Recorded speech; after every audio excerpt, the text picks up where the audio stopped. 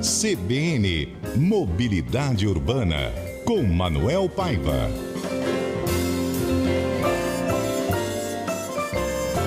Manuel Paiva, bom dia, boa terça-feira, tudo bem? Bom dia, tudo bem, Patrick? Bom dia, Luiz, bom dia a toda a equipe, bom dia você, ouvinte e o assistente via YouTube. Que prazer estar com vocês. Manuel, a gente tem tanta carência na nossa mobilidade urbana de Manaus que seriam interessantes perguntas no Sabatina do ouvinte sobre mobilidade, né? Qual é o planejamento para a mobilidade urbana que cada candidato tem, né? Podiam vir perguntas dessas. Genial, olha, a CBN sempre na frente, viu, Patrick? Eu acho que é muito importante essa interação, né? Aquilo que a CBN passa o ano todo, né, o período todo, sendo porta-voz da população, na realidade seria legal, muito legal essa iniciativa de transformá-lo isso num ponto de questionamento claro a esses problemas que diariamente os repórteres, a rede amazônica coloca nos problemas do nosso trânsito dia a dia. É muito legal isso. Parabéns à CBN. Bom, hoje nós vamos falar sobre a importância de ciclovias e ciclofaixas para Manaus. E pode ser um assunto que talvez muitas pessoas deixem de canto, né? Porque ou você se locomove de carro, ou você usa um transporte público. Eu não sei se muita gente pensa em usar bicicleta.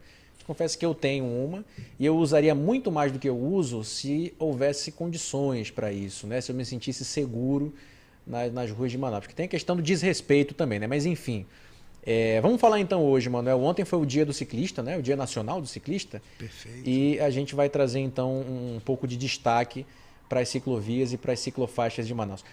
Aliás, espera aí, as ciclovias de Manaus, a gente tem mais do que uma ciclovia em Manaus ou não tem? Temos sim, Patrick. Apesar de o número oficial do município, nas estatísticas, ser de que nós teríamos mais de 30 quilômetros de ciclovia, né? Especificamente, primeiramente a ciclovia, ciclovia dentro adequada, segura, sinalizada, com proteção ao ciclista, com proteção ao usuário do transporte coletivo, com proteção ao pedestre. Nós temos apenas no trecho da Ponta Negra, que começa lá na Ponta Negra e vai até quase ao CMA, né? Quase perto do shopping Ponta Negra, né? Aquele trecho que foi consequência de um termo de ajustamento de conduta que o Ministério Público Estadual fez com a Prefeitura de Manaus, contrariando que o prefeito anterior ao prefeito Davi tinha implantado uma ciclofaixa,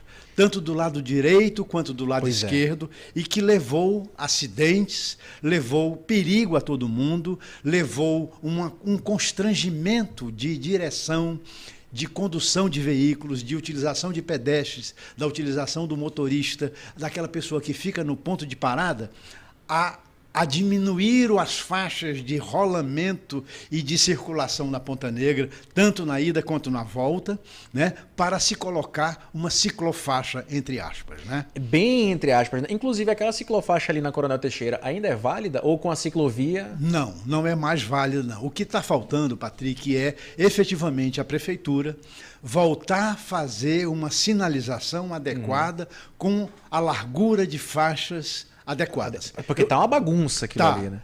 Evidentemente. E não só lá, inclusive. Claro. Inclusive, Patrick, tem um detalhe que é importante.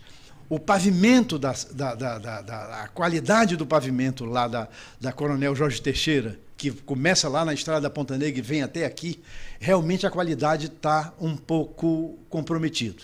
É preciso que haja uma obra de recuperação desse pavimento, como estão fazendo agora na Constantino Neri. A Constantino Neri está exemplar, falta apenas sinalização. A sinalização é importante, não é? Ela não é decorativa, ela é uma questão de segurança viária para que efetivamente a faixa do ônibus possa vir, a faixa de pedestre possa ser, a faixa de retenção, as faixas de direcionamento para você dirigir, porque nós temos o costume aqui em Manaus de não respeitarmos aquela faixa de divisão de faixas no sentido de fluxo, né? Nós vamos com o carro na metade do outro, ou seja, a Ponta Negra precisa disso, uma obra que recupere o pavimento, sinalize adequadamente, porque do jeito que está, é perigoso, do jeito que está, confunde. num sentido centro-Ponta Negra, a partir do Ponta Negra Shopping, existe uma confusão muito grande de quem dirige ali. Porque ainda existe aquela ciclofaixa que ninguém utiliza, é perigosa, Exato. não é sinalizada, ela não é adequada, e existe a faixa para que os automóveis possam circular. Por exemplo, Patrick, um caminhão do lixo não circula. Na largura que tem a faixa ali, é impossível ele ficar. Perfeito, ele vai perfeito. acabar invadindo a faixa da direita Perfeito. e vai fazer com que os outros carros invadam, inclusive a própria ciclofaixa. Perfeito, ali, né? perfeito. Esse é o fato. Agora, é importante você começou na sua fala comemorando o Dia do Ciclista, Dia Nacional do Ciclista. Patrick, nós temos que, um momento de reflexão, dizer o seguinte: será que nós temos muito que comemorar o Dia Nacional do Ciclista?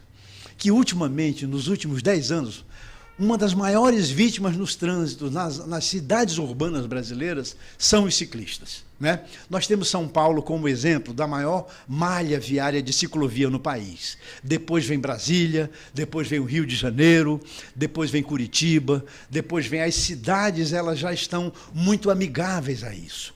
Manaus, ela precisa ser menos hostil, ela precisa ser mais acolhedora, ela precisa ser muito mais proativa nessa modalidade que é importante para a mobilidade urbana. É importante para a saúde das pessoas, é importante para o deslocamento dos trabalhadores, é importante para a diminuição da emissão de gás carbônico, que é ruim para o nosso meio ambiente.